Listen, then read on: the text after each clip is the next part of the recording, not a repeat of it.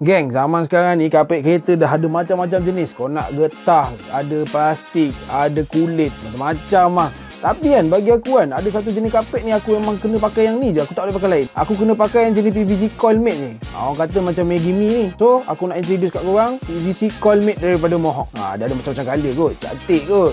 Made in Malaysia lagi. Kau jangan main-main Korang ingat negara luar je boleh buat kapet kereta?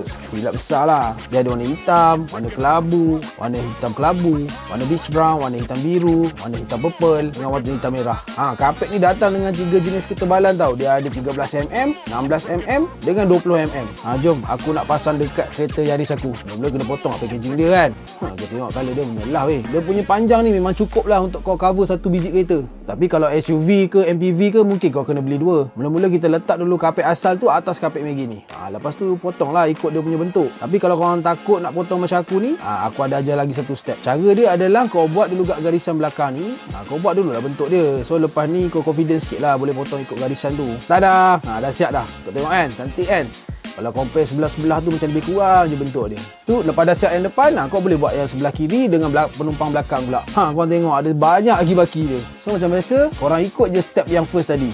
Potong ikut bentuk. Potong elok-elok jangan kena tangan pula. Kerana berdarah susah. Potong pelan-pelan, ikut bentuk dia. So aku nak belanja dulu sebelum aku pasang kapet coil mate ni. Korang tengok hitam je kan, dull je. Habuk pun memang nampak-nampak lah. Tapi selepas aku dah pasang, tada!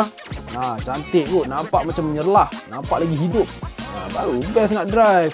Cara bersih dia senang je. Kalau ada pasir-pasir ataupun batu, korang boleh tepuk je pakai tangan ataupun korang boleh pukul je dekat tunggul ke, kat tiang besi ke. Kan dah bersih.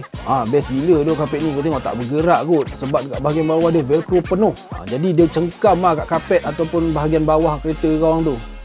So, kalau korang berminat dengan PVC coil mate daripada Mohawk ni, korang boleh dapat dekat mana-mana kedai aksesori berdekatan dengan korang.